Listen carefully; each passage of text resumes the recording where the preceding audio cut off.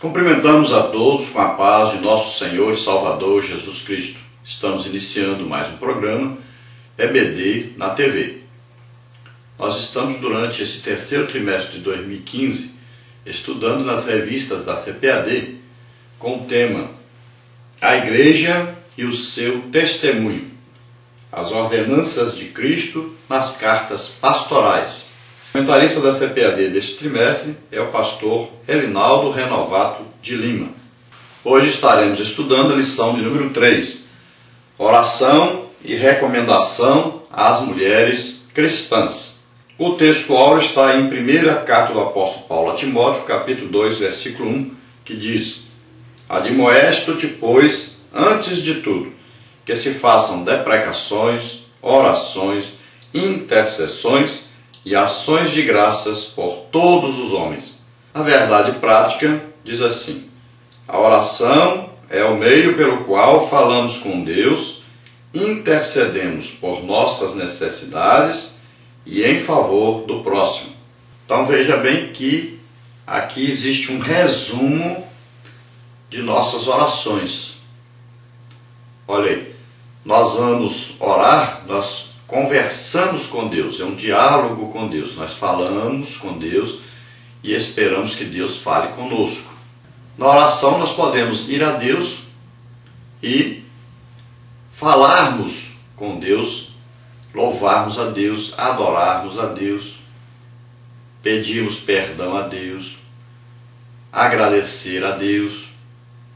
Veja só, um relacionamento direto de nós para com Deus. Também nós podemos ir a Deus orando pelas pessoas, orando, intercedendo, nos colocando no lugar das pessoas.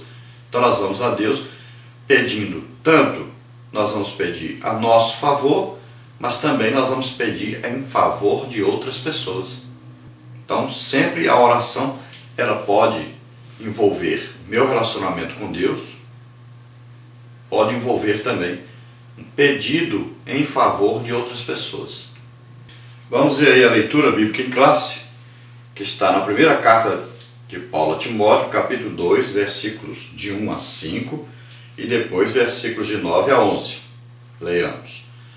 Admoesto-te, pois, antes de tudo, que se façam deprecações, orações, intercessões e ações de graças por todos os homens, pelos reis e por todos os que estão em eminência, para que tenhamos uma vida quieta e sossegada, em toda a piedade e honestidade, porque isto é bom e agradável diante de Deus, nosso Salvador, que quer que todos os homens se salvem e venham ao conhecimento da verdade, porque há um só Deus e um só mediador entre Deus e os homens, Jesus Cristo, homem, que do mesmo modo as mulheres se ataviem em traje honesto, com pudor e modéstia, não com tranças, ou com ouro, ou pérolas, ou vestidos preciosos, mas, como convém a mulheres que fazem profissão de servir a Deus,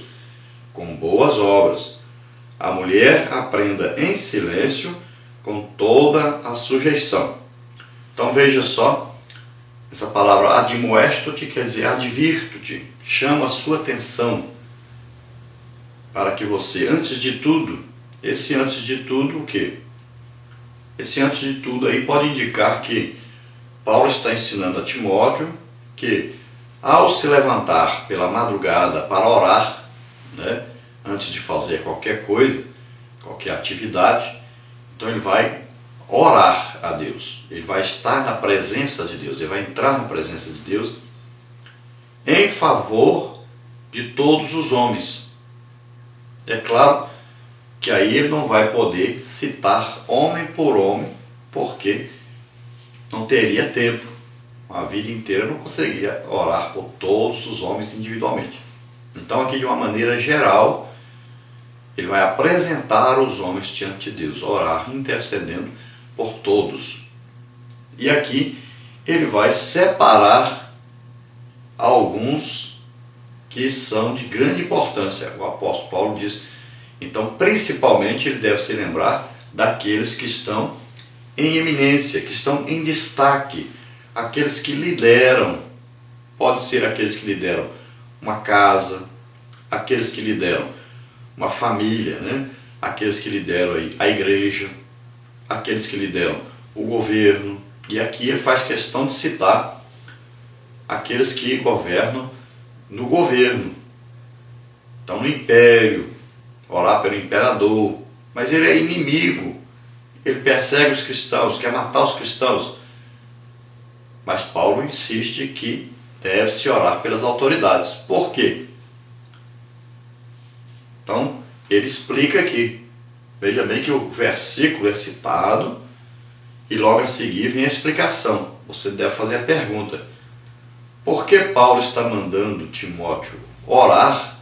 Está advertindo, está chamando a atenção dele para orar por todos os homens. Ele diz agora, pelos reis, por todos que estão em eminência.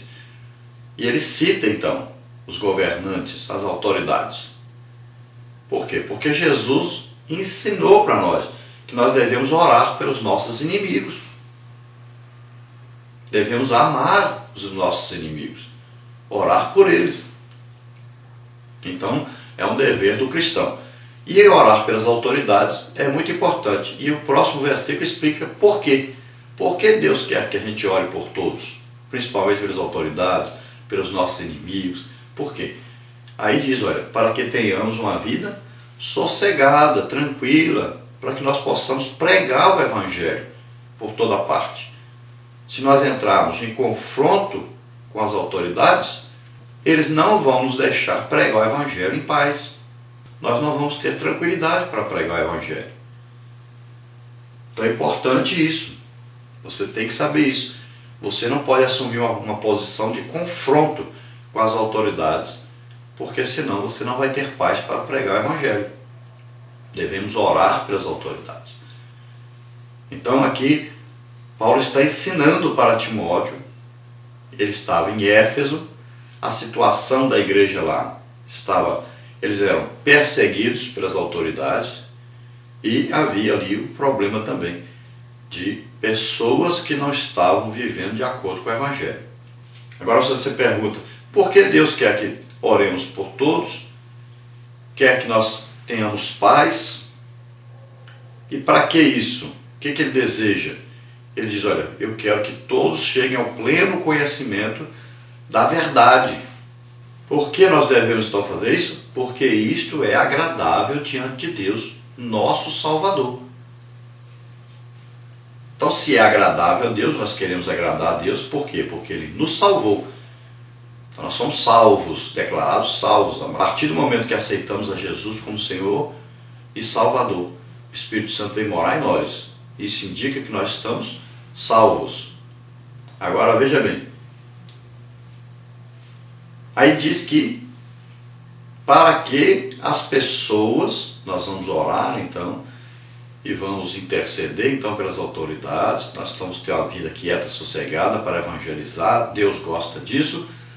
Agora, para que Deus quer tudo isso? Para que as pessoas cheguem ao conhecimento da verdade.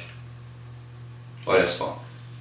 Então nós vamos ter paz, sossego para pregar o Evangelho e vamos transmitir o que? O Evangelho a essas pessoas. E através da transmissão do Evangelho, da pregação do Evangelho, do ensino do Evangelho, o que acontece? As pessoas vão chegar ao conhecimento da verdade. Qual é a verdade? O que Deus quer que eles conheçam? Que verdade? Então a verdade é, aí no versículo 5 está escrito, que há um só Deus. Então a primeira verdade, só existe um Deus verdadeiro. Os outros são invenções dos homens. Outra coisa, só existe uma pessoa só, que está entre esse Deus, que é o único verdadeiro, e nós na terra.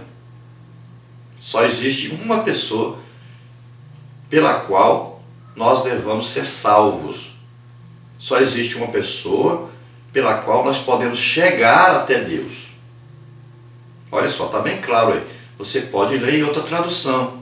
Às vezes você tem aí uma Bíblia católica, romana, pode ler, lá está escrito, só há um Deus, um só mediador entre Deus e os homens. E aí apresenta o nosso Salvador, que é Jesus Cristo. Se você passar por outro, você não chega a Deus, o Deus verdadeiro. Se você colocar outro nome aí, você chega a outro Deus, mas não ao Deus verdadeiro. Jesus diz, eu sou o caminho e a verdade e a vida, e ninguém vem ao Pai, a não ser por mim. Em Atos está escrito, nenhum outro nome dado entre os homens, pelo qual devamos ser salvos, a não ser Jesus Cristo. Veja só então, essa é a grande verdade que Deus quer que todos conheçam. Então, só há um Deus, o Deus verdadeiro, e um só mediador entre esse Deus verdadeiro e nós, que é Jesus Cristo, o homem. Quem é esse Jesus? Aquele que se fez homem. É Deus, mas se fez homem. Aquele que levou sobre ele os nossos pecados, doenças e enfermidades, e morreu na cruz em nosso lugar. Ele morreu, foi sepultado, e ao terceiro dia ele ressuscitou. Está vivo, está à direita do Pai, intercedendo por nós. É esse Jesus, é essa verdade que todos devem conhecer, todos devem saber, todos devem absorver e ser então salvos. A salvação é para todos. Jesus morreu por todos, mas infelizmente são poucos os que creem no Evangelho, são poucos os que estão salvos. Por não crerem, não porque não foi feito sacrifício por eles, mas foi feito por todos. Glória a Deus, aleluia. Então logo a seguir, o apóstolo Paulo fala de um comportamento na igreja. Parece que na cidade de Éfeso, as mulheres ficavam disputando umas com as outras quem usava as joias mais caras, quem aí fazia tranças no cabelo com fios de ouro, e quem andava aí com saltos mais altos, né, com roupas mais preciosas. Então ficavam disputando umas com as outras, ao invés de irem para a igreja para adorarem a Deus, iam para se mostrarem. Muitas delas também vestiam-se indecentemente. Então elas iam para provocar um desejo sexual nos homens. Imagine, a igreja é o lugar de adorar a Deus, e a pessoa vai para atrair as pessoas, não para Deus, mas para si próprio. Então estava ocorrendo isso ali. E o apóstolo Paulo chama a atenção de Timóteo para ensinar essas mulheres sobre isso. Também as mulheres estavam ali tendo uma primazia na igreja. Elas estavam ouvindo os falsos mestres e disseminando essas falsas doutrinas, essas heresias, porque elas absorviam essas heresias dos falsos mestres e perturbavam o culto, às vezes falando alto, discutindo as coisas. Então o apóstolo Paulo recomenda a Timóteo que a partir daquele momento ele fale com essas mulheres e as exorte sobre isso. A partir dali elas não poderiam conversar durante o culto. Deveriam aprender em silêncio. E também elas deveriam ser advertidas sobre as heresias que estavam sendo aprendidas dos falsos mestres, e também deveriam ser advertidas sobre a maneira de se vestirem.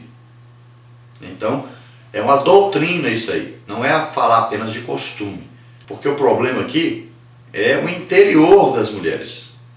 Elas estavam com a intenção de aparecer, com a intenção de atrapalhar, elas estavam com a intenção de chamar a atenção dos homens sobre si. Então isso era o pecado.